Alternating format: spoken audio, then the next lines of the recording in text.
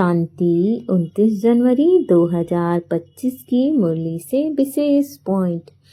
तो पहला पॉइंट है, मीठे बच्चे, तुम्हें अपने योग बल से ही विक्रम विनाश कर पावन दुनिया बनानी है।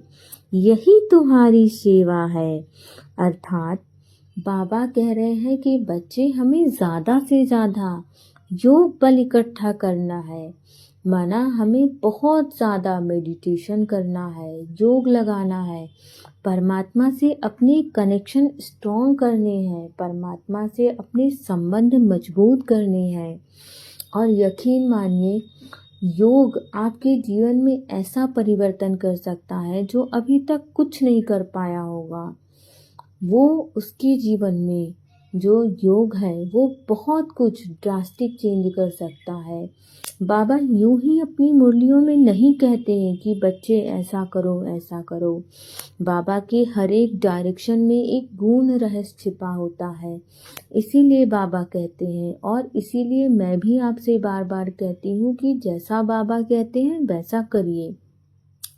और फिर इसमें कोई दो राय नहीं है कि आपका जीवन बहुत सुंदर बन जाएगा, आपको हर क्षेत्र में सफलता मिलेगी।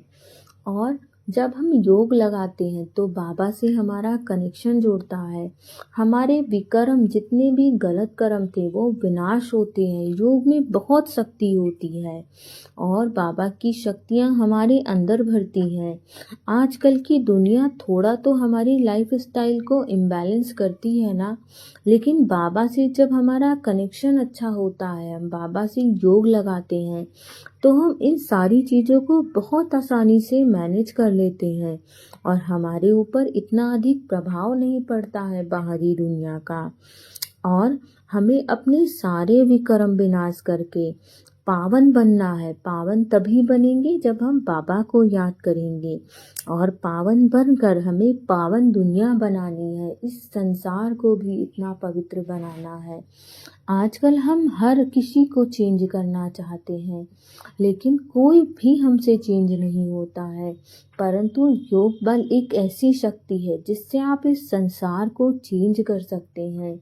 एक सुंदर संसार, सतयुगी दुनिया स्थापित कर सकते हैं। इसीलिए हमें ज़रूर बाबा से योग लगाना है, और यही हमारी सच्ची सच्ची सेवा है बाबा के लिए।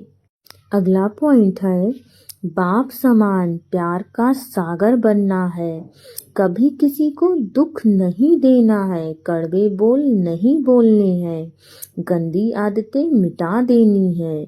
अर्थात जैसे बाबा हर बच्चों से बहुत प्यार करता है, चाहे वो कैसा भी बच्चा हो, परंतु यदि बाबा की शरण में होता है तो उतने ही प्यार से गले लगाते हैं।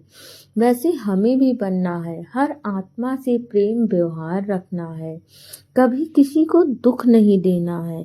हम जाने अनजाने तो दुख दे ही देते हैं, तो हमें किसी को भी दुख नहीं देना है, और किसी से भी कड़वे बोल नहीं बोलने हैं।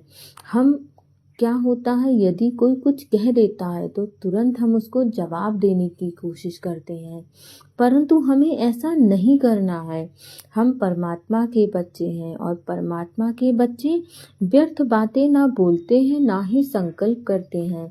तो हमें इन व्यर्थ कर्मों से अपने आप को दूर रखना है। हमें अपनी गंदी आदतें मिटानी है। जैसे हमें ज़रा देर में गुस्सा आ जाता है, किसी को देख करके हमें ईर्ष्या होने लगती है, हमें ऐसा बच्चा नहीं बनना है। हमें प्रेम का सागर बनना है। जैसे हमारा बाबा है वैसा ही हमें भी बनना है। हर आत्मा से अच्छा व्यवहार करना है। जैसे बाबा हमारी 1000 गलतियों के बावजूद भी गले से लगाता है, उतनी ही प्यार से हमें फिर से मनाता है, तो वैसा ही हमें ही अच्छा बच्चा बनना है बाबा का। अगला पॉइंट है, बाबा से मीठी मीठी बातें करते इसी फीलिंग में रहना है कि अहो बाबा, आपने हमें क्या से क्या बना दिया, आपने हमें कितना सुख दिया है। बाबा, आप क्षीर सागर में ले चलते हो, सारा दिन बाबा बाबा याद रहे।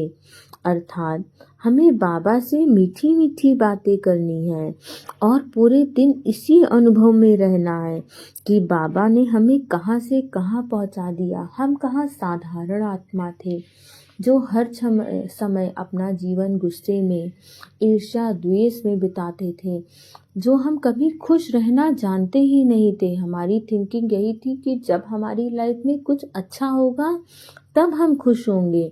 लेकिन हमें बाबा ने ये सिखाया कि बच्चे, जब आप खुश रहोगे तो आपकी लाइफ में सब कुछ अच्छा होना शुरू हो जाएगा।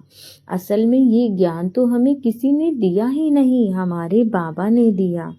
वो हमें कितना सुख पहुंचाते हैं, हमें हर क्षण खुश रखने का नया नया मार्ग बताते हैं। तो हमें कितना खुश होना चाहिए बाबा से। और बाबा हमें कहाँ से कहाँ ले जा रहे हैं। कहाँ हमें तुच्छ प्राणी थे, लेकिन बाबा हमें सतयुग की राजाई प्राप्त करवा रहे हैं। इसीलिए हमें सारा दिन बाबा बाबा करते रहना है, हर क्षण बाबा को याद करना है। बाबा की याद में अपना हर समय, हर संकल्प समर्थ करना है। अगला पॉइंट है, सर्व संबंध और सर्व गुणों की अनुभूति में संपन्न बनने वाले संपूर्ण मूर्त भव। अर्थात जैसे बाबा इतना गुणों का सागर है, उसके अंदर सभी शक्तियां हैं, वैसे हमें भी बाबा की शक्तियां अपने अंदर अनुभव करनी है और बाबा से ही अपना सारा रिश्ता जोड़ना है।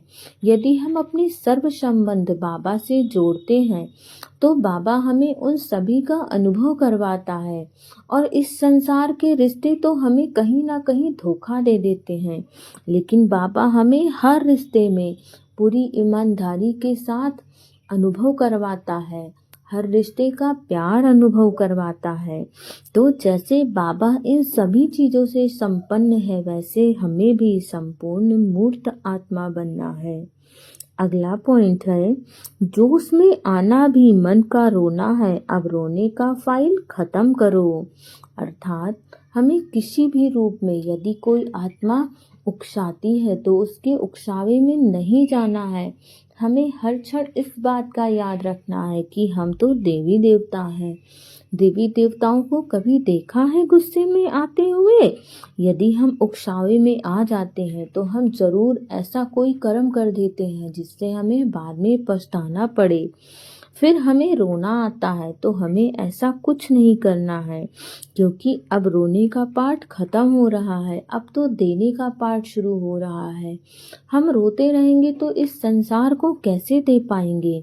और बाबा ने तो हमें चुना है सतयुग की राजाई देने के लिए।